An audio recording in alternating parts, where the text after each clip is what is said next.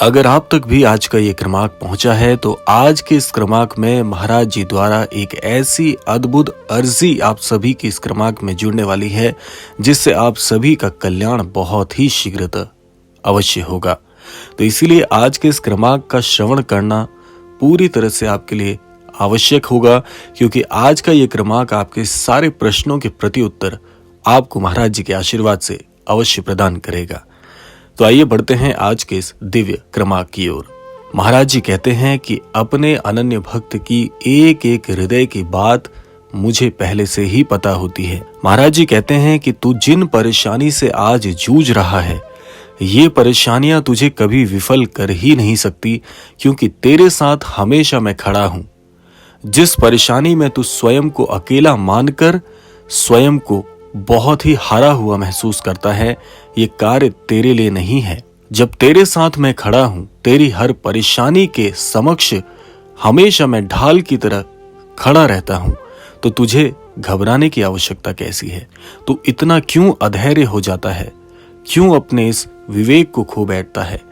और तेरे इस विवेक के खोने से तेरे आध्यात्मिक जीवन पर बहुत ही गहरा असर पड़ता है। क्या तुझे अपने गुरु पर विश्वास नहीं? क्या तू मेरी शक्तियों को नहीं जानता है?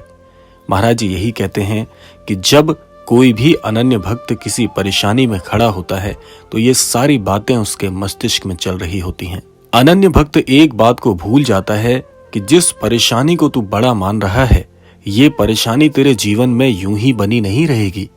ये परेशानी तो परीक्षा स्वरूप में तेरे गुरु ने ही तेरे पास भेजी है, क्योंकि वो भी तो जान ले कि जो अनन्य भक्त दिन रात उनकी पूजा करता है, दिन रात अपने गुरु पर विश्वास करता है, तो क्या विषम परिस्थिति आने पर ऐसा अनन्य भक्त घबराता है या अपने गुरु पर विश्वास कर कर उस परेशानी के समक्ष खड़ा रहता है? महाराज जी कहते हैं कि तू स्वयं को बिल्कुल भी दोषी मत मान, क्योंकि तेरे जीवन में जब तू सही राह पर चल रहा है, हमेशा सत्य के साथ खड़ा रहता है, और तेरे जीवन में जितनी भी परेशानियां आती हैं उनको नकार कर केवल और केवल अपनी गुरु की आध्यात्मिक शिक्षाओं पर, गुरु के द्वारा बताए मार्ग पर चलना स्वीकार करता है, तो कोई शक्ति तुझे कभी हरा ही नहीं सकती है।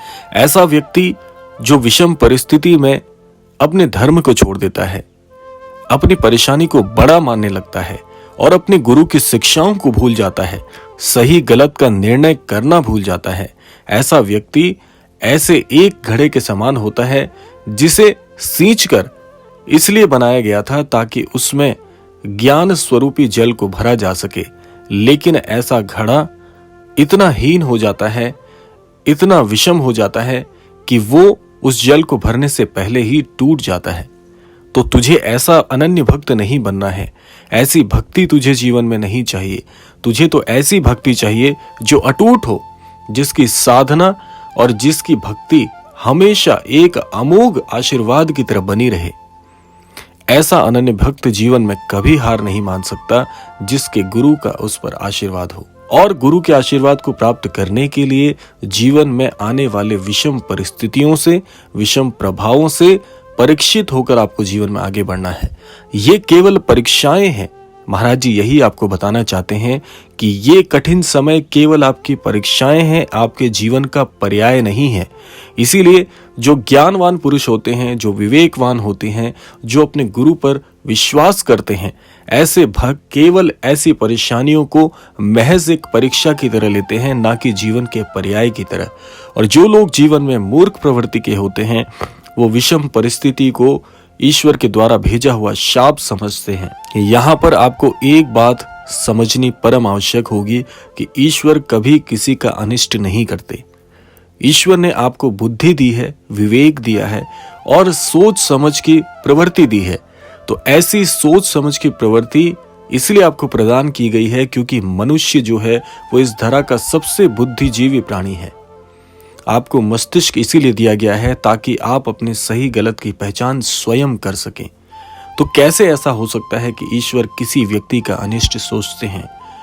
जीवन में मूर्ख पुरुष होते हैं वो जो ईश्वर पर संशय करते हैं कि मेरे जीवन में ये बुरा प्रभाव ईश्वर ने मुझे भेजा है, मेरे जीवन में कुछ भी गलत हो रहा है तो ये ईश्वर के द्वारा किया गया कार्य है। आप स्वयं सोचिए क्या मनुष्य की प्रवृत्ति ऐसी नहीं है कि जब जीवन में बहुत कुछ अच्छा होता है तो उसे अपनी मेहनत का फल बताता है, अपनी कुशलता का प्रभाव बताता है, अपने बुद्धिमत्ता का प्रभाव बताता है, लेकिन जीवन में जो कुछ भी बुरा होता है वो सब कुछ ईश्वर पर थोप देता है कि ये तो ईश्वर ने किया है, ये तो मेरी बुरी किस्मत है कि मेरे जीवन में इतने प्रभाव आए हैं और ईश्वर नहीं चाहते कि मैं तरक्की करूं और ना जाने क्या क्या बोल बैठते हैं। तो इसीलिए आपको यह समझना होगा कि ईश्वर कभी किसी का अनिष्ट नहीं चाहते। ये कर्मों का एक बहुत ही अद्भुत चक्र मैं कहूंगा यहाँ पर, और महाराज जी यही आपको सिखाते हैं कि कर्मों के चक्र, इस बंधन से आपको जीवन से हटने के लिए केवल और केवल गुरु का सहारा लेना चाहिए, क्योंकि गुरु ही एक ऐसा मार्ग है जिस पर चल के आप अपने जीवन के सही पर्याय को, जीवन के सही मकसद को प्राप्त कर सकते हैं। क्योंकि आप स्वयं सोचिए कि बिना गुरु के ज्ञान की प्राप्ति नहीं हो सकती। उसी प्रकार से जब आपके जीवन में सद्गुरु नहीं होते तो आपको पता ही नहीं होता कि कौन से मार्ग पर मुझे चलना चाहिए, और जब आपके जीवन में सद्गुरु का आगमन हो जाता है तो वो सद्गुरु आपकी उंगलियों को पकड़कर आपको सही मार्ग पर ले जाना जानते हैं। तो आप स्वयं सोचिए कि क्या आप अपनी बुद्धि से इस मार्ग पर चलना या उस मार्ग पर चलना स्वीकार करेंगे जहां पर आपको सफलता भी मिल सकती है, असफलता भी मिल सकती है, संशय भी हो सकता है कि कौन सा मार्ग सही है, कौन सा मार्ग गलत है, या मुझे किस मार्ग पर चलना चाहिए, जहां पर बहुत सारे प्रश्न चिन्ह हैं। और दूसरी बात, क्या आप ऐसा मार्ग चुनना चाहेंगे जहां पर सद्गुरु का हाथ थामना केवल आपके लिए आवश्यक है?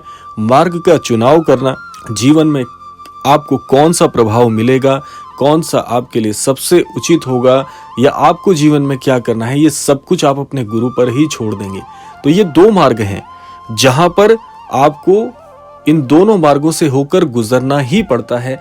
हर मनुष्य को इन दोनों में से एक मार्ग का चुनाव करना होता है, और जहां पर सद्गुरु आपके साथ हैं, जो आपके जीवन में आपके भले बुरे हर प्रभाव को जानते हैं, ऐसे सद्गुरु कभी भी आपको अधर में नहीं छोड़ते, आपको मंजिल तक लेकर जाते हैं। जो आपके लिए सबसे उपयुक्त होता है वो आपको प्रदान करते हैं। तो इसीलिए यहाँ पर अधैर्य मत करिएगा, क्योंकि महाराज जी यही बताना चाहते हैं आज के इस क्रमांक के माध्यम से कि आपके जीवन में जो कुछ भी अब आएगा वो बहुत सटीक होगा, क्योंकि ये क्रमांक ही महाराज जी के मार्गदर्शन से बनाया गया है कि ताकि आप ये सारी बातों का श्रवण करके अपने जीवन में इनका अनुसरण कर पाने में सक्षम हो। और इन बातों को जब आप अनुसरण में लेकर आएंगे तो ये समझिएगा कि महाराज जी ने ये प्रभाव आपके लिए भेजे हैं ताकि आपको सद्बुद्धि और सन्मति की प्राप्ति हो, और साथ साथ में आप अपने जीवन में आपके द्वारा सोचे गए सारे मकसद, सारी मनोकामनाओं को पूर्ण करने में पूरी तरह से सफल हो सकें। इसी कामना के साथ अब समय आ गया है विदा लेने का भी। विदा लेने से पूर्व समय है रोजाना की प्रार्थना का। यही प्रार्थना करना चाहूंगा कि श्री महाराज जी सभी को सन्मति और सद्बुद्धि की प्राप्ति कराएं और इस संपूर्ण सृष्टि का, इस संपूर्ण लोक का कल्याण हो। इसी कामना के साथ विदा लेते हैं, मिलते हैं अगले क्रमांक में। तब तक के लिए जय श्री राम, जय गुरुदेव, जय उत्तराखंड।